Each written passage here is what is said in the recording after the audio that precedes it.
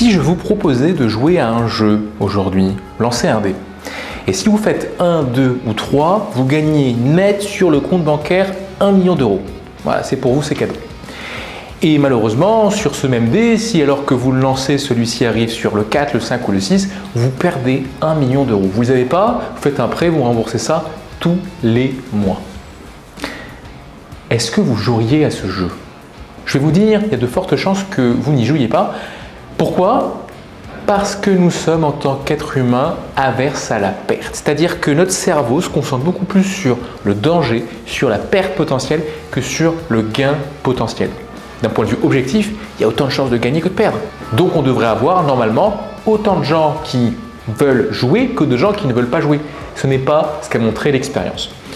Donc, fort de ce constat, vous allez utiliser l'aversion à la perte pour faire la chose suivante, taper sur l'ennemi commun.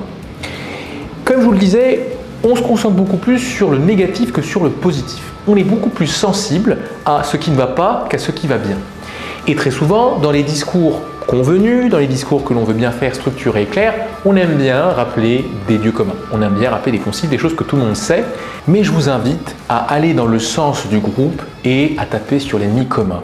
L'ennemi commun en politique, il est simple, mais parfois, dans des niveaux professionnels en entreprise, ce peut être le concurrent, ce peut être cette personne que personne n'aime. Pourquoi? Parce que cela va vous aider à maintenir l'attention. Plutôt que d'aller dans le sens convenu, n'hésitez pas, si vous voulez maintenir l'attention, et c'est le point numéro 4, donc ce 4e jour, à taper sur l'ennemi commun, à aller dans le sens du groupe pour parler de cette personne que personne n'aime, ce groupe que personne n'aime, vous allez voir, ça a de quoi marquer et maintenir l'attention dans la durée. Plutôt que d'en parler, moi je vous propose aujourd'hui d'essayer et nous on reparle demain d'une nouvelle technique pour maintenir et développer l'attention dans la durée. Donc à demain.